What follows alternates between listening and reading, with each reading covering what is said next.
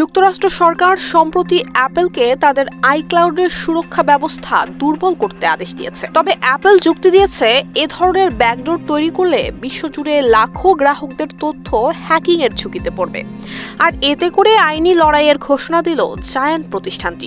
গ্রাহকদের ব্যক্তিগত তথ্য নিরাপত্তায় বিশ্বের অন্যতম বড় প্রযুক্তি কোম্পানি এবং যুক্তরাজ্য সরকারের মধ্যে নজিরবিহীন দ্বন্দ্বের এটি সর্বশেষ ঘটনা। ফেব্রুয়ারি থেকে অ্যাপলকে ক্লাউড সার্ভিসে থাকা সব ব্যবহারকারীর তথ্য অ্যাক্সেস করার জন্য বাধ্য করছে যুক্তরাজ্য সরকার।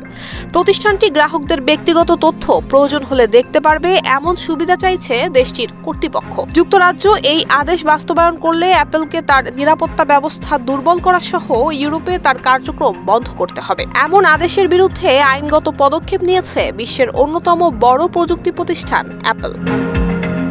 জানুয়ারি মাসে যুক্তরাজ্যের হোম অফিস জাতীয় নিরাপত্তার জন্য প্রয়োজন হলে অ্যাপলকে তার ব্যবহারকারীদের এনক্রিপ্ট করা ডেটা শেয়ার করতে একটি গোপন আদেশ দেয়। অ্যাপল শক্তিশালী নিরাপত্তা প্রযুক্তি অ্যাডভান্সড ডেটা প্রোটেকশন ব্যবহার করে। এই প্রযুক্তির মধ্য দিয়ে সুরক্ষিত থাকে গ্রাহকের ডেটা। এটি অ্যাপল দেখতে কিংবা শেয়ার করতে পারে না। প্রতিষ্ঠানটি জানিয়েছে তারা কখনো নিরাপত্তার বিষয়ে আপোষ করবে না।